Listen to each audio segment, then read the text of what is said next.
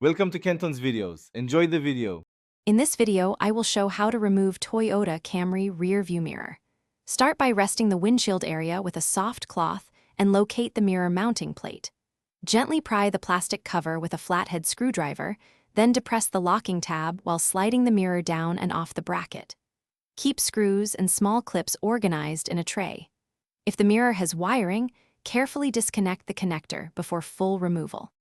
Next, work slowly through the removal steps with calm, steady movements. First, cover glass near the mirror to prevent accidental scratches. Press the locking tab while supporting the mirror to avoid sudden drops. If the mirror resists, apply low heat from a hairdryer to soften any adhesive and try again. For wired mirrors, pull the connector straight out while holding the harness and set the mirror aside on a padded surface to prevent damage.